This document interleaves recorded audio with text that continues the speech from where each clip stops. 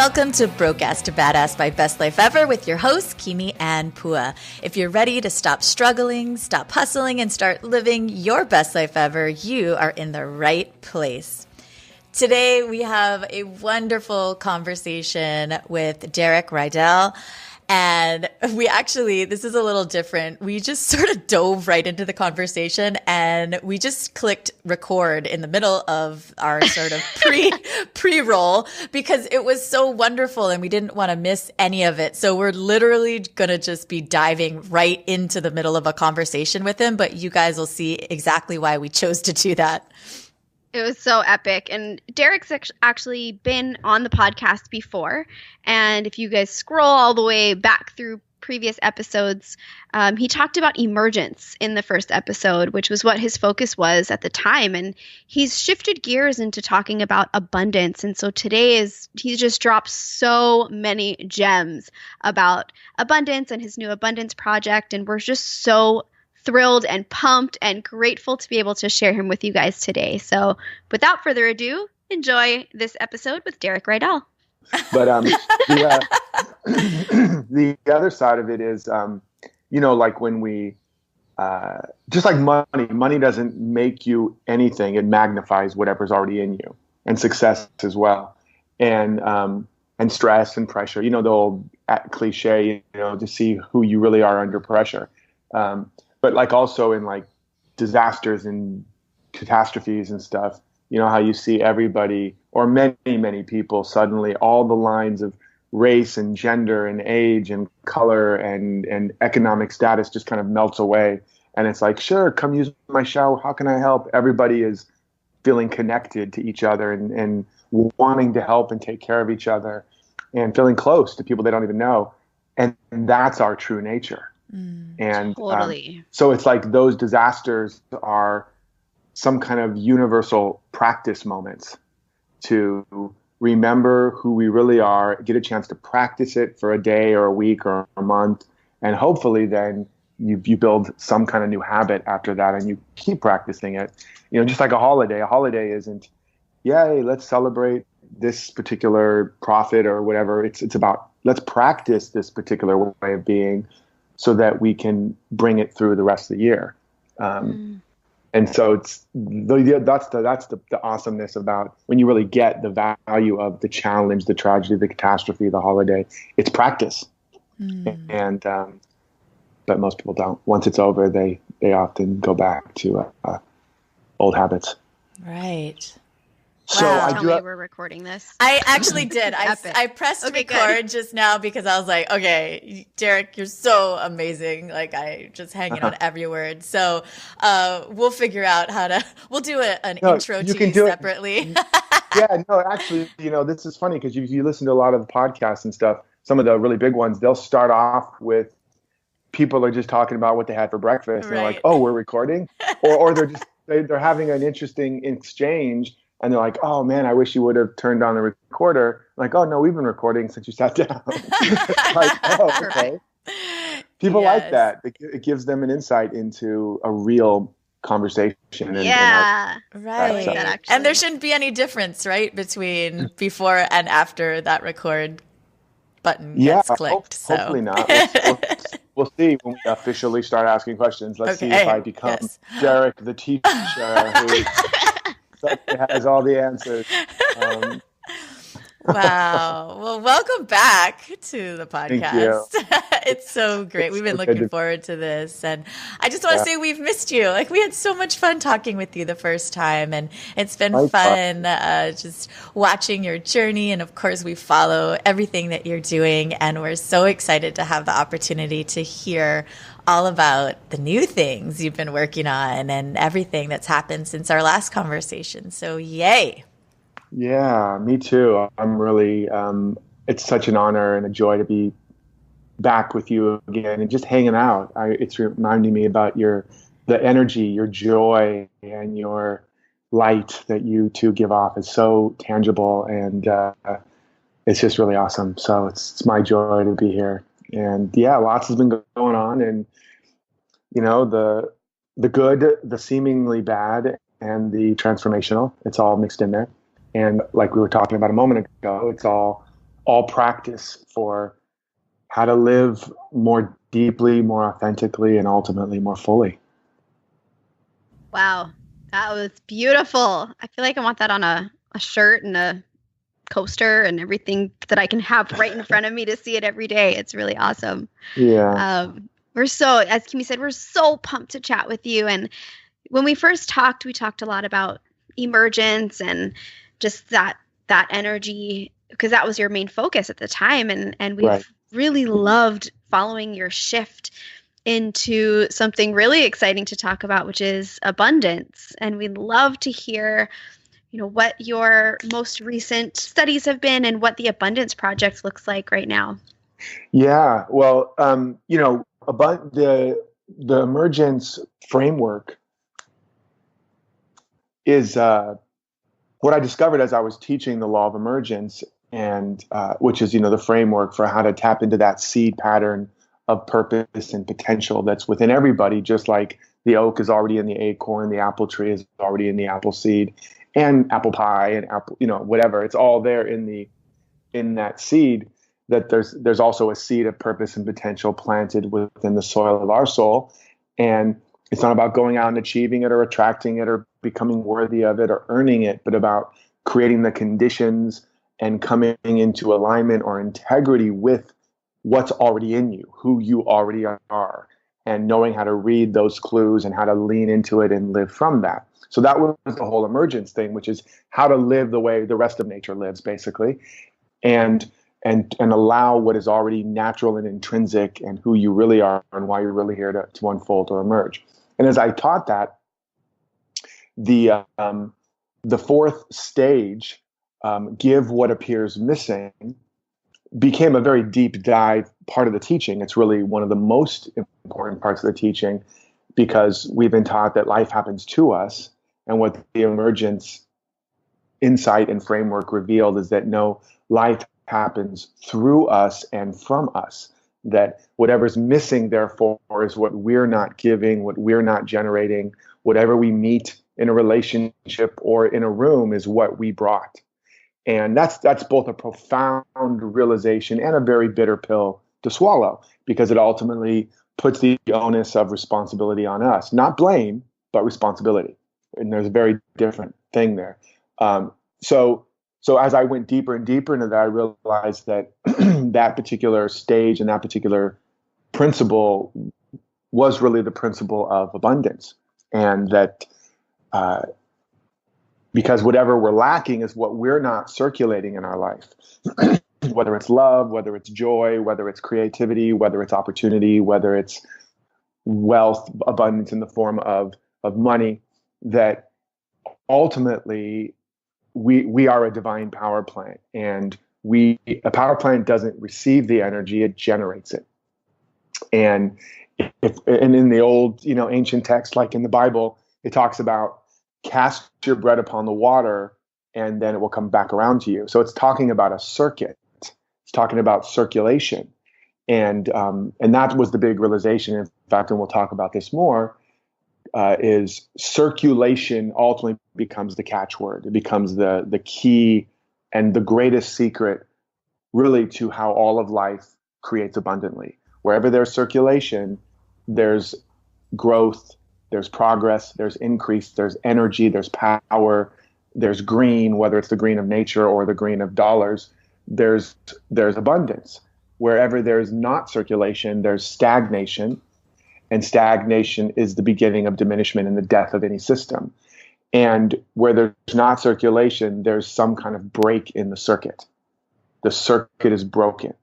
And so when you can understand that core principle, there's nothing woo-woo about it. It's basic understanding. You look at your body. If you have greater circulation, you have greater energy, greater thinking capacity. If you look at nature, if there's circulation, there's greater growth. You look at a body of water. If there's circulation, it's fresher and cleaner. If there's not, it becomes a swamp. So this is a natural principle everywhere in electrical, the world of electricity. If there's circulation, there's greater power and energy. If there's not, there's no power. So that was the big realization. And then I began to look at words we use for wealth and abundance, like currency, money. Currency comes from a root that means that is the same root as current, which means flow. Again, circulation. We look at the word affluence or affluent, which means wealthy. Again, it comes from a root that means to flow. So, or to flow into. So we see that even at the root of wealth and abundance is this idea of flow and circulation. And it ultimately revealed to me what I call the abundance principle, which is that the volume and velocity or quantity and quality of circulation of energy in your life equals abundance, equals the level of abundance. That's sort of the equation. And so, yeah, we can obviously dive into different aspects of it because there's a lot more to it. But that was what led me to go, there's something here I need to pull out from the larger body of work and really focus on, because having abundance is, of course, one of our greatest challenges and one of the most amazing experiences. And I even believe that the core problem with creating abundance in our life is at the root of most of our conflict with each other. In other words, if you believe your source is outside of you, in a person, in a job, in a partner, in a parent, in the economy, in the government, whatever, in another country, you're going to do a lot of crazy things to try to get the thing you don't have and that you think they do, whether it's to get the job or keep the job, to get the partner or keep the partner, to, whatever. Or if you think it's something separate from you, you're going to hold on to what you've got in a way that's going to ultimately be damaging to you and to everybody else. If a tree held on to its fruit, the fruit would rot, the tree would die. If it could do that, it would stagnate. And that's what happens for a lot of us. So I realized just how critical that this wasn't about just having more money. This was about really really having more freedom and ultimately releasing everybody in your life as the source of your support, supply, safety, security, and realizing that the source was really in you. And to no longer lean on resource, but to learn how to lean on the source within us. And that once you get that and live that way, that you'll find suffering and conflict and lack start to diminish in your life and ultimately, beyond you and your community and then even beyond that in the world. So that's the deeper mission for writing this book, The Abundance Project, and really teaching this separate from emergence. Wow. Holy moly. Well, so just a little light subject that you've been diving into, huh? Yeah. That is so epic. Wow, that is really... I'm going to listen to this a million times. Yeah, that is really, really huge. For us, as I think for many entrepreneurs, money, abundance, and everything around that has definitely been a recurring theme and something that has been in our focus and top of mind, top of heart for us in our personal journey, as it is, again, I say for many people, humans in general, but definitely for entrepreneurs, as you kind of let go of more traditional senses of security, perhaps. And so we've certainly done our share of exploration and research and soul searching in the area of abundance in the past, decade, really, for ourselves.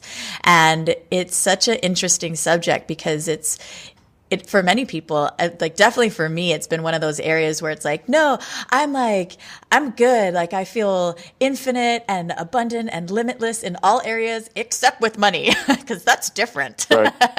And right. So it's just so interesting the way that we compartmentalize it, and that often our sense of lack can really, we can, and I guess maybe I'll just speak for myself, but I have a tendency to really, really focus on, okay, but but money seems to be that one last thing that I need to figure out so that I can do X, Y, or Z. And still it's that one thing that I leave as something that's out there rather than something to be healed from within, which I love how you talk about as us being the source instead of looking outward.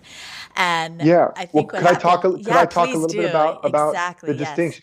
Because and by the way, in my experience, when a person is lacking in money, almost always, and I have not found an exception to this yet, there is a lack of circulation in one or more areas of their life. That there is, whether it's when you really understand the abundance principle and all the different elements of the abundance project.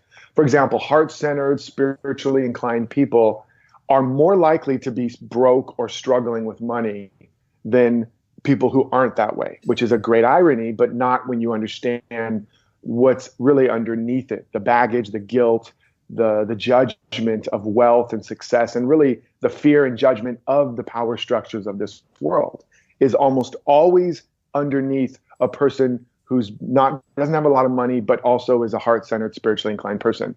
They have this sense of, oh, those poor victims who don't have enough, and they have a sense of those big business people that are rich and successful are bad and are hurting people. There's a lot of baggage underlying it. It's because somewhere early on in their life, they got wounded by the power structures of the world, or experienced their family or parents or loved ones getting repressed or oppressed, or heard conversation that was judgmental or fear-based around money and the world's power structures and the people that seem to hold the power. And all of that added up to this world and the capitalistic or money, even not even just capitalistic, socialistic, wherever you're living, that basically money and success and power, not so good, kind of scary, don't really understand it, don't want to play.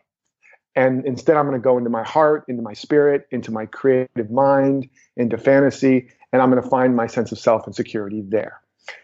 Or just into my body and into physical, play, whatever, get lost in the woods, in the forest, whatever. But ultimately, I don't want to be part of that.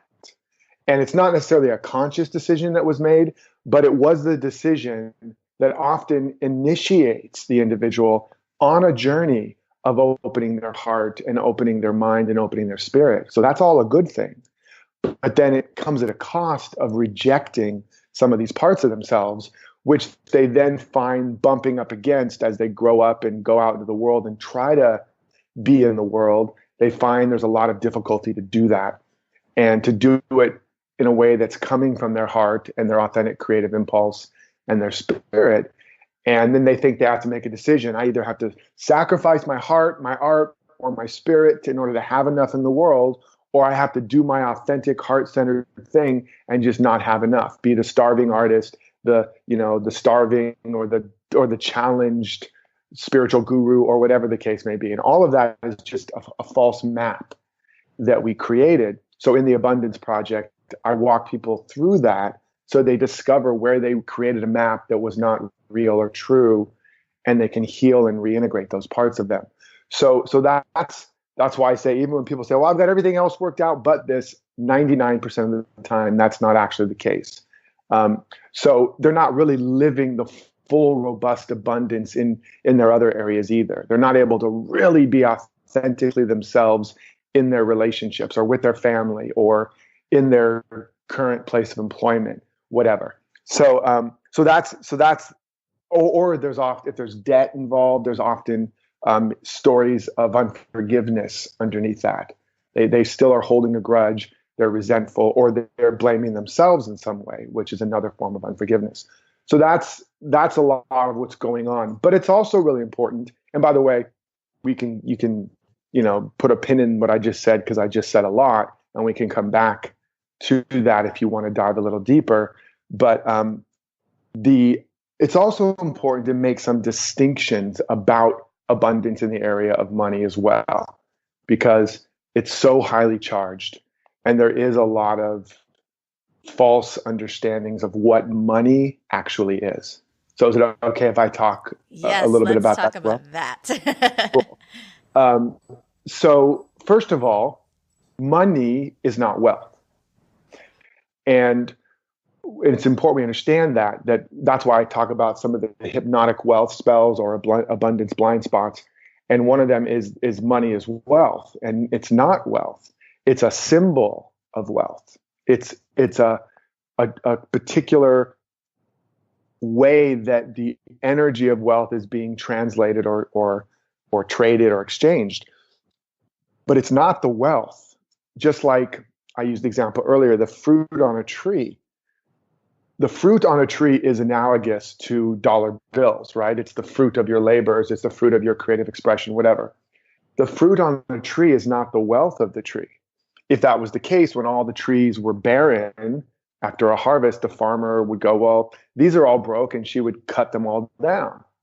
But she doesn't do that. She looks at this field of trees with nothing on them and sees just as much wealth as before, and knows that if she takes care of the tree and the root in due season, it will continue to produce a harvest. So the fruit is not the wealth. It's a symbol. It's an effect. It's a byproduct. It's the outer expression of the wealth. And this is and money is, again, just the current version of that. Before it was dollar bills or whatever the currency is of your country. Speaking to anybody listening, it was something else. It was chickens. It was trading chickens. It used to be a barter system in some in villages and tribes and areas. It still is. And so you would trade. I've got some chickens. You've got some furs. I need a fur. You need some chicken. Here, 2 chickens for 1 fur. Or I'm the baker and I make bread. You make, weapons. I need a weapon. You need bread. Here's 10 loaves. Give me a sword. And then what happened is eventually that didn't work because I have all this bread and I don't need any more chickens or swords or furs. But people need bread. So I got to keep baking it, but I don't need it. And now I got to take a bunch of stuff I don't really need. And it just became unsustainable. They had to create some medium of exchange. And that medium of exchange became the currency. And in the Roman days, it was salt, which is where the word salary comes from. Salivation, saliva, salt. So No salary, way. yeah. So I salary did not know that. comes from the root of having paid Romans in salt. So, so it's a medium of exchange. It's a store of value. It's a way to simplify the process so that I don't have to have a storehouse full of bread going bad. I can exchange. I can just collect these things, and I also can't save. I can't create a savings if all I do is make perishable things. So I'm just I have a problem. So, but when you have a currency, some kind of wealth in a form, you can create a savings, a store of value, a medium of exchange, all of that. So it's a story, and it's a symbol, and that's it. So and then you get to that famous saying, money is the root of all evil. And it's actually not even quoted right often. It's the love of money is the root of all evil. But what is it really saying now that we understand from a greater perspective what money is, which is just a symbol, a medium of exchange. It is not wealth in and of itself. And if you guys think that's not true, the dollars in your pocket are losing value as you sleep, as the Federal Reserve in America lowers interest or principal or money rather, so they can pay off their debt. They're literally taking money out of your pocket while you sleep. So it of itself, it has no value. It's a story. And then you see all the cryptocurrency thing happening now because we're trying to change the story and take away some of the power from the governments of the world that manipulate our currency for their own benefit and pretty much just rob from the people. But again, it's all a story. So that saying, the love of money is the root of all evil, is saying the love of the symbols of wealth is the root of all evil. When you love the symbol, when you believe that symbol is your source of safety, security, support, supply, then you will do evil things. You will do crazy things to yourself and to others, whether it's repress your truth, your authenticity, your message, your work, your expression, stay in a relationship, stay in a job, do this, do that. That's not true. It's all ultimately based on your belief that that symbol is your source.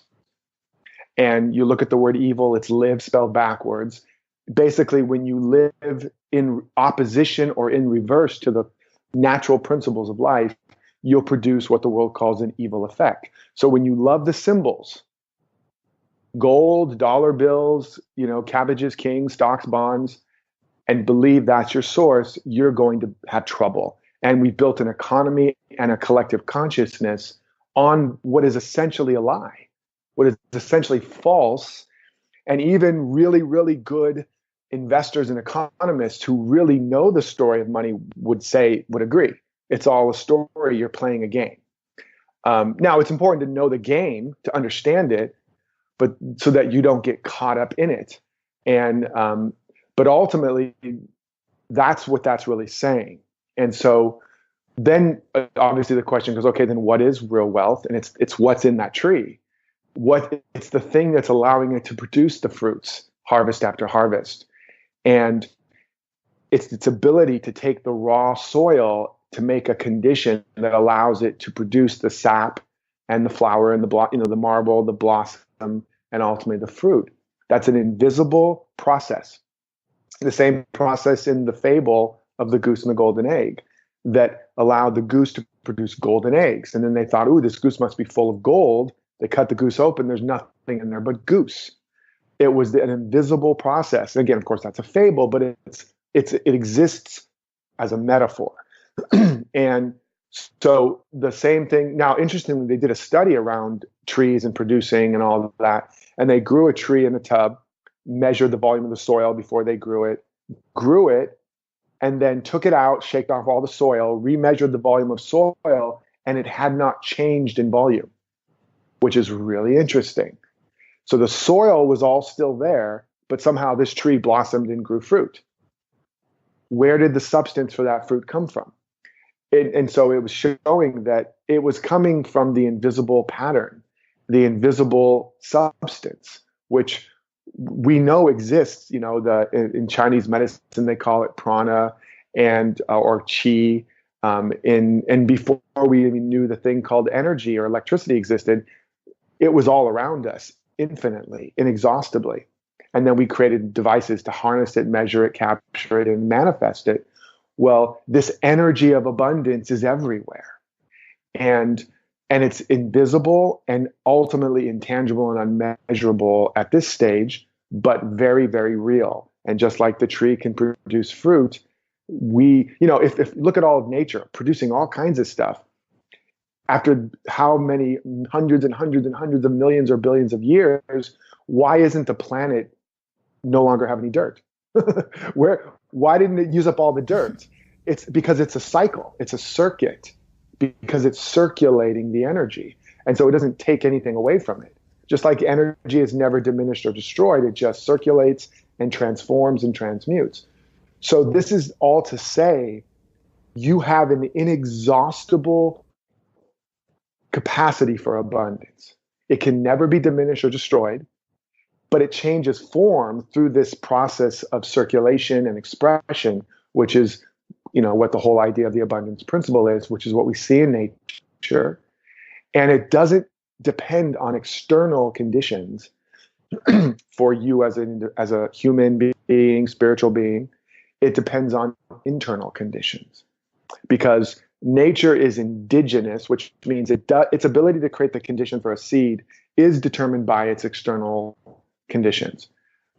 But you are endogenous, which means your ability to create the right conditions for the growth of that seed of potential is determined by your internal conditions. What you think, what you feel, what you start to express from within you. You don't have to be in a relationship to be the greatest lover that ever lived. You just have to start generating and expressing the love that's in you, and you can become that. And then, of course, that love will seek greater and greater platforms, which will look like relationships and family and all manner of things, because love will never exist in a vacuum. You don't have to wait for a good job to feel like the richest person in the world and to start to act that way. You don't have to wait for the lack of challenge outside of you to start generating and embodying a state of such peace that anybody in your presence would fall into a ball of peace and joy. It's all in us. And the problem is the belief that we are empty shells that have come here and we have to go fill ourselves up or attract it to us or achieve it or earn it. That whole thing is an illusion. It's a lie. It's false conditioning. And what I'm trying to help people realize and come back to is that everything is really within us, but it can't come into our experience except to the degree that we generate it and circulate it. And regarding the money issue, it does mean we have to circulate our treasure. We have to begin to give of that treasure, of those dollars or Bitcoins or whatever the current symbol is. We have to give of it. We have to find ways to invest it, to circulate it, to use it. And then we have to do it from a place of knowing that dollar bill is not my wealth. So when I circulate it, I don't have less wealth. Just like the fruit of the tree. In fact, if it didn't circulate that fruit, it would have less. It would stagnate. And so what we're really circulating is an energy. And there's a practice I talk about in the book, and I think I talk about on my new podcast by the same name, The Abundance Project. When you go to buy something, while you're doing the exchange and you're waiting in line and thinking about it, begin to get underneath the energy of that transaction. So this dollar, where did it come from? Be grateful for the opportunities to be able to have expressed yourself, earned it, received it, whatever, and then imagine how it's going to benefit. It's allowed for employment for this person. It's allowed for this business and all the people they employ and all the people they're going to employ and all the benefits that that dollar is going to go on a journey, and it's going to bless. It's going to create a bit of education for a child, a bit of food for somebody else, an opportunity for an investment for somebody, an opportunity to begin to go for their dreams and develop their gifts for somebody. Fractions of pennies are going to begin to circulate around the globe and provide value. And you start to think about that and feel into the energy of that. And by the time you get up to the line to pay your thing, you'll just be like, holy smokes. You'll feel so abundant, so powerful, so happy and joyful to be participating in this circulation of life force. And that's abundance. That's a mindset and a heart set and an energetic set of expansion, of abundance. And now what you're circulating is not just a piece of paper or a credit card. You're circulating that. And the more you do that, the more that will show up as more for you to have so that you have more to give and circulate. And that's just one tiny little thing, because we're talking specifically about money, but it turns that transactional relationship into a transformational one. It turns what might otherwise be a zero-sum game, now I have less, to now I have so much more as a result of this interaction, of this opportunity to circulate. And it is very much about your mindset. So if you think you've spent that, it's gone. You have less. But if you feel abundant and you're circulating from that overflow of energy, you actually now have more.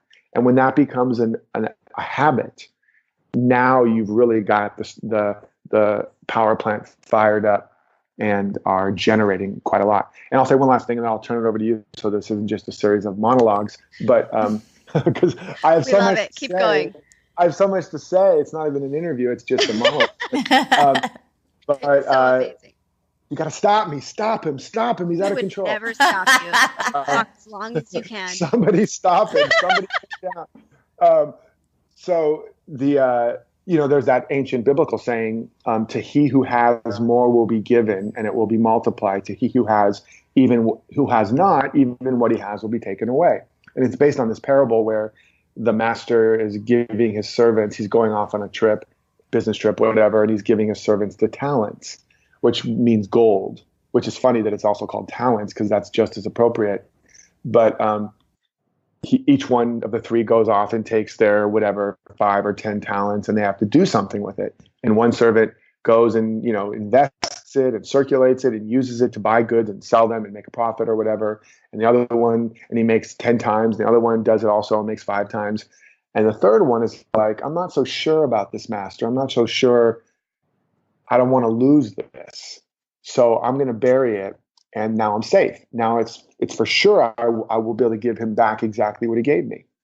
Seems reasonable. It's the way a majority of us operate. whether it's with money, time, talent, our love. We'll just give as good as we get. We'll give enough and make sure we don't lose. We'll hold on to what we have, all of that.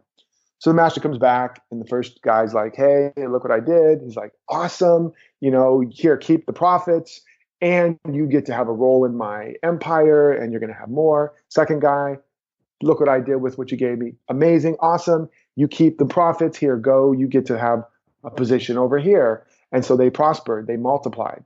The third guy is like, look what I did, master. I didn't lose it. I protected it. I saved it. I buried it. Here, you get your talents back. And the master was like, you evil, wicked servant. I'm taking everything you have now and kicking you out. Good riddance. And then it goes on to say, to he who has more will be given and it will be multiplied. To he who has not, it will be taken away. And, he'll have even less. But it's a principle because these other individuals they had a mindset about life that there's abundance, that there's opportunity, that I'm supported in this. And now I'm going to invest it. I'm going to circulate it. I'm going to multiply it. I'm going to take what life has given me, what the great master has given me as a metaphor, and I'm going to use it. I'm going to generate it. I'm going to give it away. I'm going to circulate it. And as a result, I have more. And the master's like, great, because that's why I gave it to you, to multiply it. I didn't give it to you to hoard it. And so when the third servant was like, basically was like the branch on a tree, or like the fig tree that Jesus walks to and is hungry and it's not producing any figs, and so he curses it and it dies. A lot of Christians try to pass over that one, but like, why is this man of great peace and love killing a poor little fig tree? But it's a metaphor. It's an analogy. It's not producing and generating the fruit of its nature. And if you don't bloom, you will be pruned by the great gardener of life, whether it's in nature or in your own garden, right? So this is all principle.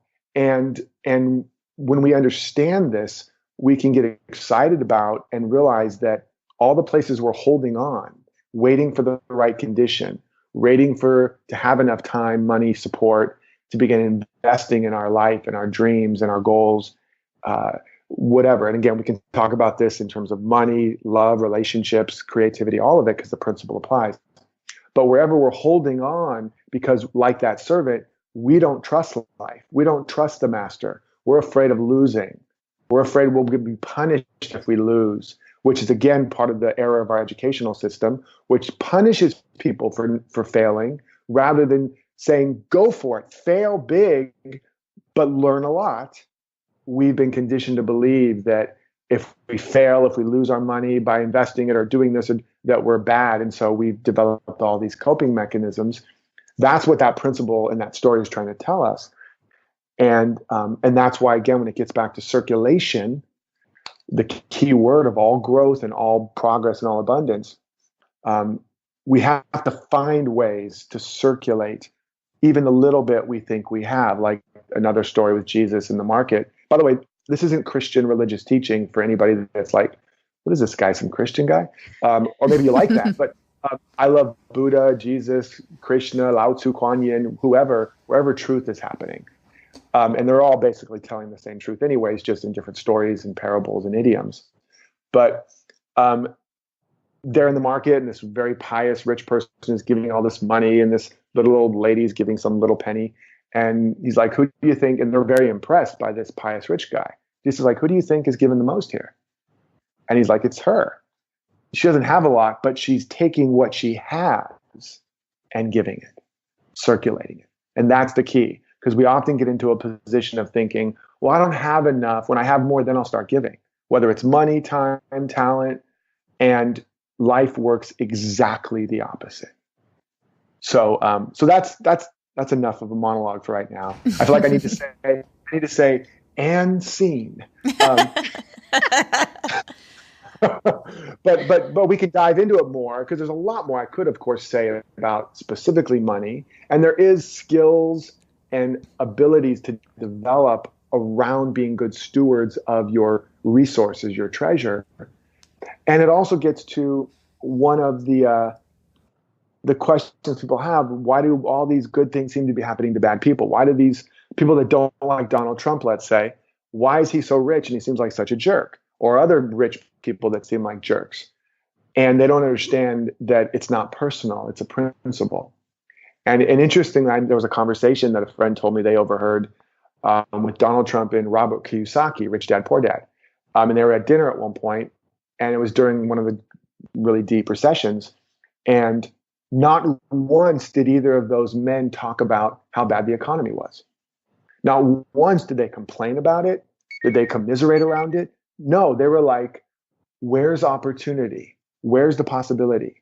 How can we help educate people? Now, again, this is not political. I'm not actually for the particular administration, but I'm talking about, again, principle and why certain people produce more than others. Or there's another story about the rich real estate guy and the not so wealthy activist walking down the city. And the activist is a really good person and trying to do really good work in the world. And the real estate guy is supposedly one of those mean, bad capitalist pigs that's taking advantage of everybody. And they're walking down the street and they see this empty lot, dilapidated, dirty, just a mess. And the activist is so angry and so upset and so heartbroken. Look at the blight on our city. Look at what's happened because of all of the lack of supporting these people and blah, blah, blah. And the real estate guy is like, that would make a great spot for a hotel. And cut to a little while later, there's a hotel now employing hundreds and hundreds of people, adding hundreds and hundreds of thousands into the economy. And the activist is somewhere else being angry and upset about yet another problem, but has added no legitimate value. And so this is, again, it's about mindset and principles. It's not about people. It's not personal. And when you understand the principle, you can, and this is, by the way, why I'm so committed to helping teach heart-centered, conscious, spiritually inclined, socially conscious people these principles, because it's very hard to be a light in the world if you can't pay your light bill. And so we have to replace our wishbone with a real backbone, right? We have to not just be magical thinking, airy fairy. We have to get grounded. We have to get real. We have to become an apprentice under these principles so that we can, heart-centered, conscious, conscientious people, become the leaders of industry and artistry and media and corporations in the world. So anyways, again, I'm getting up on that soapbox again. So stop me. Stay there. You look good up there. Ask questions. But yeah, so that's that. Again, there's a lot more to it in terms of other areas where abundance is unfolding. But I wanted to lay out some foundational things that wealth is invisible. Wealth is within you. If you put your source outside of you, the universe is set up to fail you. I call it the big betrayal. And it does that so that you'll come back home to your own source, to your own power, so that you can be powerful in the world and have all of your needs met. For sure. Gosh, so much of that really, really resonated and struck a heart chord with me, particularly the circulation. And, I think travel really helps to open our eyes to the power of circulation. And you were so right. Like $1 to us at the store could just be like, oh God, paying another $1. Here I go. This only cost you 3 cents to make, but take all the rest of it. Or it could be, where is this dollar going to end up? That's so exciting, right? Like I spent a couple weeks in Africa with my family at the end of last year, and it was an expensive trip. And so there was quite a bit of focus on, just money in general, because by the end of the trip, we were trying to figure out how to save what we had left. And we went to visit this Maasai tribe, and they took us through the tour and everything. And it turns out that the Maasai cultures in Tanzania are trying to educate their young people and actually send them to college, which is a newer thing for them. And so they took us to their primary school with, I think they were maybe 5 or 6 year olds, a little hut full of probably 10 of them. And they were saying their ABCs in English. And there was 2 English speakers in the tribe, and one of them was the teacher and one of them was the chief's son. So the teacher was sharing with us a little bit about what their goals are for the tribe in the future, and how they want the kids to get out in the world and really share about their culture and come back and teach them about the world. And so we donated $10 to them, and they were in absolute hysterical, grateful tears. And $10, like, it just, it's not, to us, it $10 can feel like nothing to some people, but to them, that was it was like giving them like 1,000,000 pounds of gold. It was just so impactful. Yes. And for someone to, give $10 at the grocery store and say, oh God, here's my $10, or say, I wonder where this is going to end up. It's so different internally. And it really has a big impact externally. So thank you for sharing that. That was really, really awesome to hear. And that's all. Again, it's all about perspective. And free will is a function of expanded awareness. We don't actually have real choice or free will, except to the extent that we have a greater and greater or more expanded awareness of what's really going on. Otherwise, we're just reacting to patterns and programs. And so, like, that's a perfect example of one. And I know that changed. The fact that I was a waiter, let's say, really changed my experience, and I have tremendous compassion for people in the service industry. And so when I'm tipping and things like that, it's not that I don't want good service, and if they're giving me bad service, I'm not going to necessarily reward that. But I always try to overextend, because if I'm giving a 20 or 30% or 40 or more tip, that's not going to change my life, but it might change their night. It might make them go, wow, now I can get my, it makes a difference. And so thinking like that is really, really powerful. And then again, the energy behind it has a sense of generosity, has a sense of abundance, has a sense of joy. And those are qualities that are not neutral. They're not benign. They carry with them a lot of power. And again, the substance of all of creation is this invisible energy, these qualities of your heart and of your mind. This is not woo-woo. I mean, I got to say one other thing about that. And I know your listeners are not necessarily averse to woo, but but I like it to also be as grounded as possible, not to just help scientifically, materialistically based people get it and like it, but actually the more ways we ground it, the more we're going to believe it, and the more we're going to act on it and have an increased faith around it. And then it's actually going to have more power in our life. So, the materialistic scientific perspective is that life is material, and that if you have intelligence or consciousness, it's all an emergent property of matter. So matter is the foundation of all existence. It starts with matter, atoms creating molecules, subatomic particles creating atoms, and then it creates a form, and then that creates our experience. And if you can't measure it, it doesn't exist. But the irony is those same materialistic, scientifically minded people also believe in the Big Bang, which is where everything came out of nothing. So there was nothing, and then there was everything. So all the stuff came out of non-stuff. That is undisputable. Now, the nothingness wasn't nothing, it was no thing, but it was very much something. It was just invisible, intangible. It was consciousness or intelligence.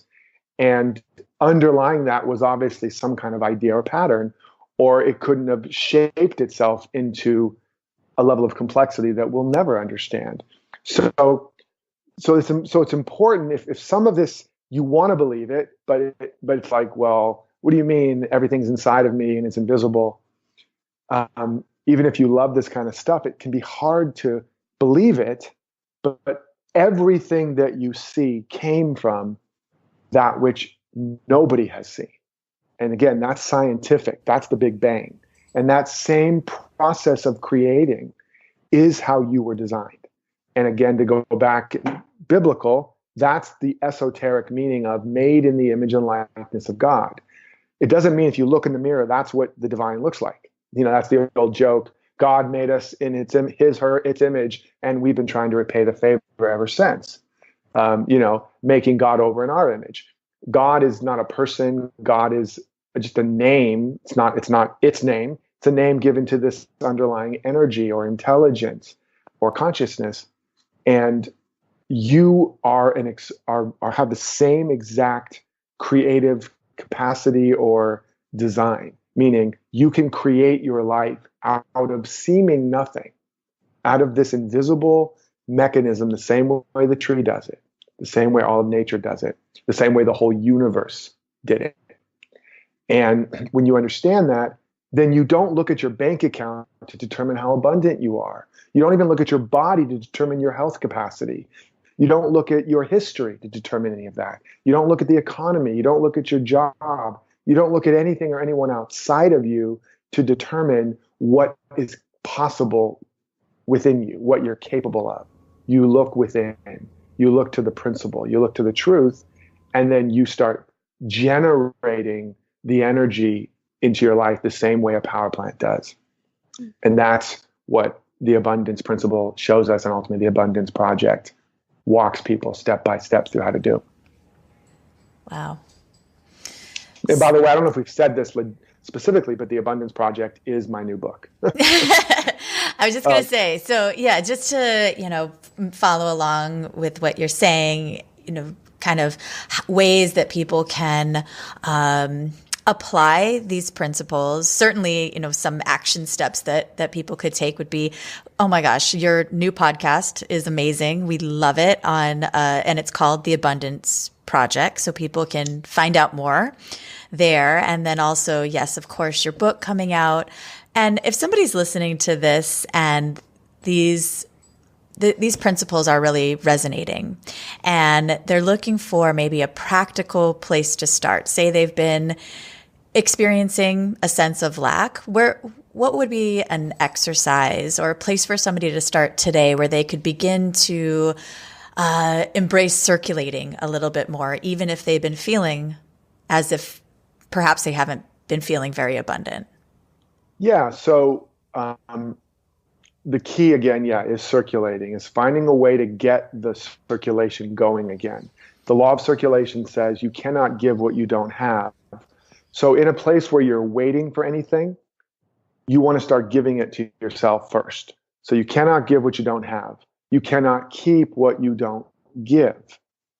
So wherever you're holding on to something and waiting for a condition, you want to start giving of it, circulating. Can you give an example of that? Yeah. So just again, to give the whole circuit of the law of circulation, you can't give what you don't have. So you have to have it. You can't keep what you don't give. You got to circulate it. And you cannot sustain what you don't receive. So that's a complete circuit. You have to have it. You have to give it. You have to receive it. So it's like a breath. You breathe in, you have a breath, you breathe it out. It turns into carbon monoxide, whatever feeds the plants. And then they turn it back into oxygen. You breathe it back in. You got to have that whole circuit. If you only try to do one or two of them, you'll die. And so it's an area where we can't fake it. The same thing with the body of water. You need to have an inlet and an outlet. So there's circulation or it turns into a swamp. So, and for a lot of heart-centered, spiritually minded people, we might be big givers. And so I hear a lot, but I'm already giving so much. It's burning me out. When is my turn? And invariably, they early on were wounded and by asking for what they really wanted and needed, and they got in there an idea that they're going to be a do-gooder, good boy, good girl, people pleaser, the helper. And so they're always helping, and they're resentful or they're tired or they're exhausted or they're angry and they're waiting for theirs to come back. But what's been missing is they're not meeting their needs. So again, you can't give what you don't have. So you have to begin to, or they're waiting, so you have to look at, let's say you're in a relationship and you're like, I'll show up more when they start validating me, or I'll feel confident enough to do what I want to do when I feel like it's safe and they give me some kind of respect or validation, and it will never happen. You have to flip it and go, if I truly loved myself or validated or valued or respected myself, how would I show up in my life or in this relationship or at this job? How would I hold myself? What would I do? What would I stop doing if I truly loved, valued, respected, etc.? myself. And if you sit with that and ask that sincerely, you're going to become clear some areas that you're not showing up in, some conversations you haven't been having, some needs you have not been trying to meet, or you asked once and then let it go away. And then this is scary and this is hard, but it's much harder and painful to not do this ultimately. You need to now start living from that place. You need to write those things down and go, okay, I need to have this conversation. I need to say no to other people's requests and start saying yes to my own. I need to start making time on my schedule for what I value, not letting that always be the thing I try to fit in so that everybody else's needs get met. And then I'm too tired to work on my book or my program or my business or my own education or go to the gym or whatever because of the kids, the husband, the family, the wife, the partner, the boss, the parents. No, I'm going to have to give it to myself.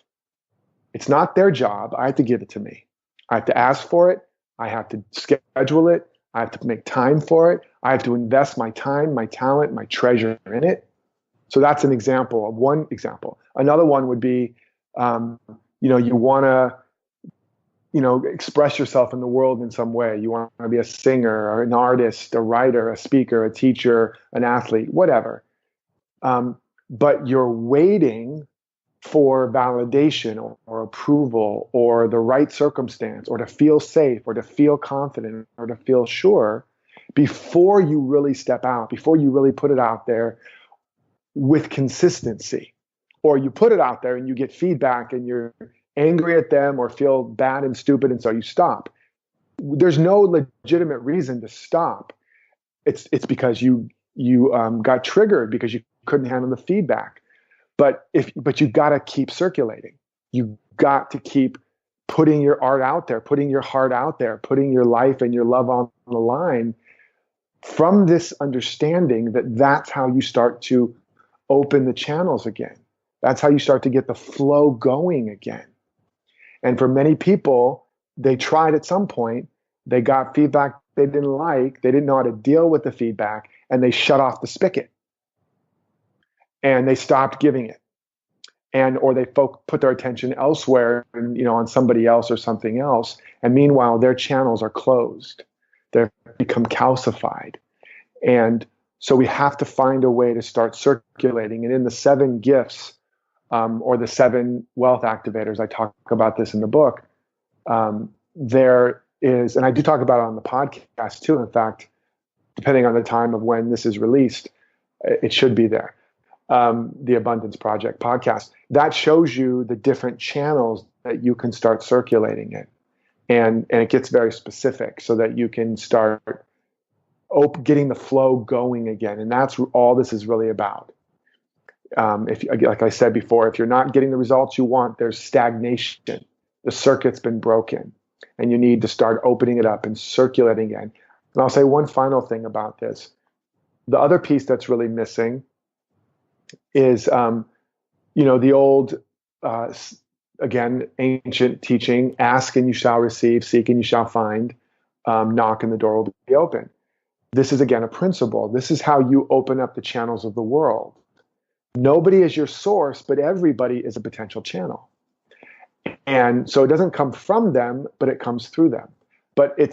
And sometimes that'll just happen organically as you're circulating, as you're putting your talents out there, putting your treasure behind your vision, investing in yourself and your work, giving your time to the things that matter most. As you're circulating all these parts, a lot of good can happen. But the part that a lot of heart-centered, conscientious people stumble on is when it comes to asking for what they really want or charging what they're worth, making the request. As salespeople say, they're like, why? I'm just not making any sales. Like, why are you asking for the sale? They're like, I didn't think of that. You gotta ask for the sale, right? So I make the joke of, somebody walking up to the door of a great party and they look inside and it's amazing. And they're like, why isn't anybody letting me in? And they stand there and they look through the window and they're like, man, this is so unfair. What's wrong with me? Why won't they invite me in? Why won't they let me in? Finally, they get upset. It's just too hard to look at all the people having fun and they're not part of it, and they walk away. but they never knocked. So like that would be pretty insane, right? But that's what a lot of people are doing. They're not knocking. They're not asking. They're not seeking. They're not getting out there where the action is. They're not putting themselves out there. Or in a relationship, they want more time with their partner and they ask once and their partner's like, oh, I'm too busy, and they don't ask again. Or, instead of going, okay, well, can we talk about this? Let's figure out a way for me to get my need met too. And stay in the conversation until you get what you need. Most people don't do that. But that's what it takes to be a great circulator. And then in the process, if you're willing to do that in those areas, it will transform your character. And it will make you a stronger, more resilient, more confident, more conscious individual. And then a byproduct of that will be more life, more creativity, more opportunity will flow through you and to you. And then there'll be more challenges, and you'll have to step through those. It'll make you stronger, bigger, a bigger channel. And then life will be like, all right, man, we got one. And it's going to start pouring more and more and more through you because you're now a worthy, open, willing channel for life to put itself on ever greater display. And that's all that life wants from us. Life doesn't want anything back from us. Life just wants instruments through which it can put itself on an ever greater display. And this, again, is the ancient meaning or esoteric meaning of words like magnify the Lord, glorify God. The principle is be a branch through which I can blossom and put more fruit into the ecosystem. Just like in all of nature, that's all life wants from us. Be instruments willing to let life flow through us. And if you're willing to do that, more and more and more and more life will flow through you because all life wants is to express itself. And you're the individual that it's looking for and waiting for. Dude. Derek, you are... Mic drop. Drop your mic, man. That is, wow. I'm going to drop this earbud. This is an earbud drop. Drop the earbud. For some reason, that doesn't have the same ring to it. It doesn't, no. Wow. Thank you so, so much. We could talk to you forever. And, it's more about wanting to honor your time because I seriously could cancel everything else I have all day to continue this. This is just really beautiful. I get a little excited about this stuff. Yeah, your passion is so palpable. It's so amazing.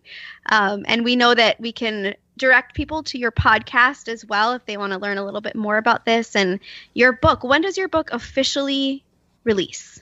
So the book, I don't know when this will be officially released, but the book officially releases on the 20th. People can go to theabundanceprojectbook.com and get a copy there, as well as over $1,200 in bonuses, and which includes live coaching, a mastermind where we're going to work on your abundance project specifically and really support you in having the most abundant year of your life. So you want to get in the group and get all those extra coaching bonuses and stuff. And while you can buy your book anywhere, if you buy it through Amazon or Barnes & Noble through that site, you'll get all those bonuses as well. So that's theabundanceprojectbook.com. And we'll be sure to include all of that in the show notes as well. Wow. Awesome. We are feeling very abundant and blessed to have had this time with you. And we were just so, so deeply grateful. We look forward to continuing to follow your journey. And yeah, thank you. Thank you so much for this time. Likewise. It's my honor, and you two are amazing. And your energy and joy just immediately lit me up and just kept me going. It was like the battery, you put batteries inside and I just pulled the string on my back and I just talked the whole time. Oh, that's so awesome. Well, your energy also totally uplifted us today. And as always, we always say our podcast is, it's like having a school where we get to choose our teachers, and everybody who comes through always just has a message that we really need to hear at that time. So this was no exception. This was amazing. So thank you so much. Oh, thank you. Thank you. I look forward to connecting with you again soon, and with everybody that's hearing this, come over, post on my Facebook page, get into the group so I can connect with you personally and really support you all. We hope you enjoyed this episode with Derek Rydall. Check the show notes for all the links to connect with him and his podcast and to grab all of those awesome bonuses when you buy his book. If you're like us, this is going to be one of those conversations that you listen to again and again. There was just so much there. If you'd like to continue the conversation, definitely jump into our Facebook group, bit.ly/BLE tribe. Great place to continue the conversation. And if you'd like to continue the conversation with us, keep the momentum going, get that circulation moving in your life. We are here to support entrepreneurs who are looking to create abundance in their lives and create the businesses and lives of their dreams. We would love to talk with you more about our program, Broke Ass to Badass. You can find out all about it at bestlifeever.buzz/B2B. B2B for Broke Ass to Badass. We can't wait to talk with you.